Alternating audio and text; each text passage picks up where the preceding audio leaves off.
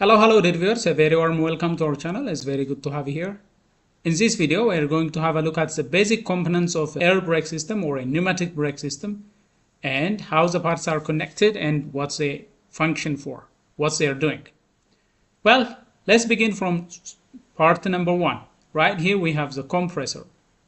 This is an air compressor which is driven by the crankshaft. There is a pulley to be connected to the air compressor crankshaft, and it will be driven once the engine is started. So the compressor is there to convert mechanical energy received from the engine crankshaft to compressed air.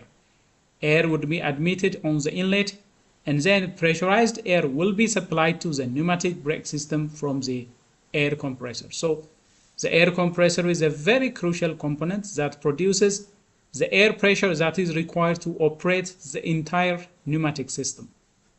Then after the air compressor, supply will be directed to part number two, which is a pressure regulator. This will regulate the entire pressure inside the system. Well, there is a pressure at which this regulator is designed to operate. Once the air pressure exceeds that value, it will discharge the excess pressure. For example, once the pneumatic system has been filled by the compressor, the engine will still continue running, so the air pressure that is being pumped into the system will have to be discharged somehow, and that is done by the air pressure regulator. You might heard frequent discharge of compressed air from a pneumatic brake system. That is done by the regulator. On some vehicles, the regulator have a connection for filling a tire. For example, if you want to have an air supply from your pneumatic system, if you want to take air from the pneumatic system and somehow use that, there is a connection. Right here you see there is a connection, for example. Connecting hose to this, you can inflate a flat tire or anything that can be operated by pneumatic air, you can take from the regulator. So some regulators, they have an extra output for air supply. And some regulators have air dryer connected to them. If there is moisture coming in with the incoming air, that will be trapped inside the dryer. And on some systems, this regulator is also connected to the regenerative tanker. So this is the main duty of the regulator, however, is to regulate the entire pressure inside the pneumatic brake system. Now, after the regulator, pressurized air will be supplied to 4-circuit safety valve. This is a 4-circuit safety valve. The function of the 4-circuit safety valve is, one is to distribute air to the different circuits. As you can see, there are different lines coming out of this. There is one input and there are multiple discharge, multiple outputs. For example, going to the tankers, going to the parking brake valve, all this will be distributed by the 4-way circuit protection valve. But the main and big function of this main circuit safety valve is to prevent air leakage from damaging the entire system. If there is air leakage in one of the circuit, it will block the defective circuit and it will allow the remaining circuit to operate at lower pressure. So that is the main duty of the 4-circuit safety valve. This is why we call it a 4-way circuit protection valve, or sometimes known as the 4-circuit safety valve. It will distribute the incoming pressure, and if one of the circuit becomes defective and start leaking air, it will block that and it will let the others operate with lower pressure. Now the air supply from the regulator and compressor will pass through the 4-way circuit protection valve and it will be stored in these reservoirs. Right here you see number 6 is reservoir. This is a storage for a compressed air. So whenever you apply brake, readily available air will be supplied from the reservoir. So there is no waiting time. Already compressed air is made abundantly available in this tank, and then from those tanks you can use an already supplied high pressure to operate the brake valve, for example. The main enemy of a pneumatic system is moisture trapped inside the system. As you can see, there are drain valves installed on every tank. Some of the drain valves are automatic, some of them are manual. So the drain valve is there to open a passage and discharge any moisture that is trapped on the lower part of the tankers. So air reservoirs, when they have moisture trapped, the moisture will sink to the lower side. It will sip, it will condensate right here. And once this valve is opened every morning, for example, that will discharge the moisture that is trapped in here. Always make sure that your pneumatic system is moisture free. Otherwise, that will cause some problem on the parts. It will cause corrosion and rust to develop internally. That is why it is very crucial to discharge the reservoirs every morning. Before you start setting off to motion jet, discharge it and let the compressor fill the tanker again. That way you can have a moisture-free air supply to the entire pneumatic system. Now, on this particular vehicle, we have two types of brakes to be operated. One is the service brake, right? Number 3, you see here, number 3 is the service brake valve. This is a foot-operated brake valve. The foot-operated brake valve has two connections, one for front and one for rear, and that is a split type.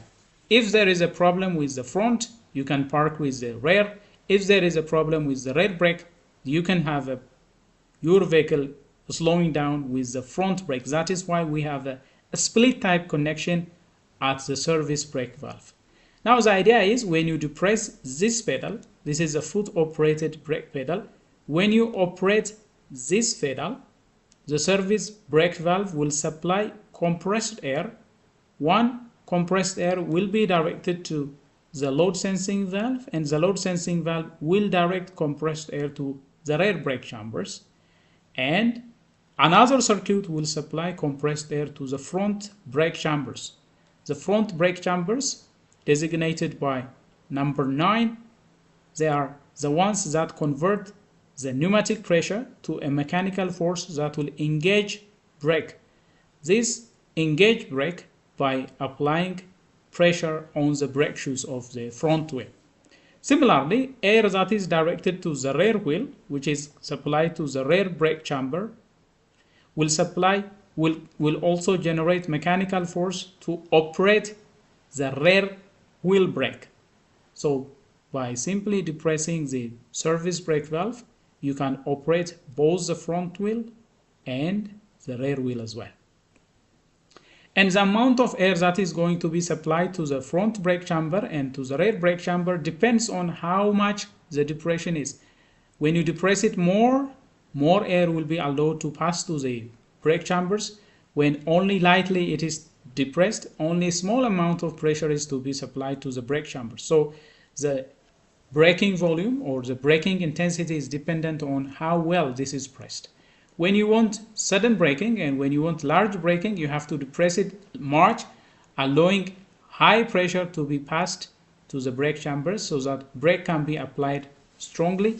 But when you lightly tap on the brake service pedal, only small amount of pressure will be supplied to the brake chambers, and that will slow down the vehicle only. The other circuit that is using a pneumatic circuit is the parking brake. Right here you see the parking brake valve. The parking brake valve is there to operate the parking brake. Now, parking brake valves, as you can see, the line coming from the parking brake valve will be connected to the rear chamber. This is a combination chamber. We have two sections in here.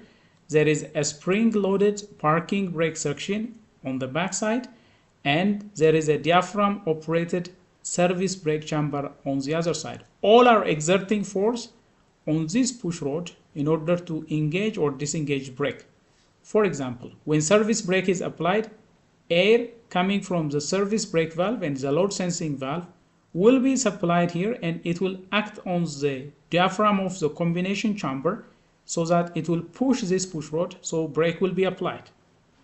But when it comes to parking brake is actually applied by a very tough compressed spring in here. If the spring is not compressed and if the spring is relaxed, the spring will exert force on the push rod, and that will engage the rear wheel brake.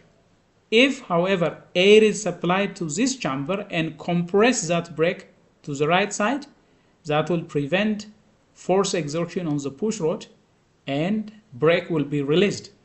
So the parking brake valve will supply air in order to disengage the parking brake, and it will discharge this air that is compressing the spring in order to apply parking brake.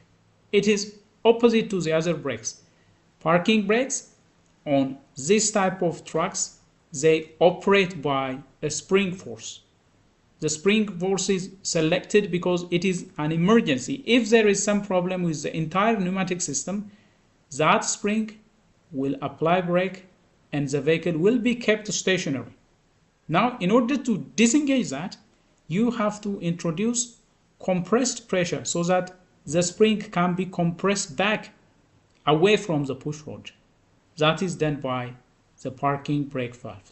When you want to disengage parking brake, all you have to do is apply pressure into this chamber, compressing the spring and preventing it from applying pressure on the push rod.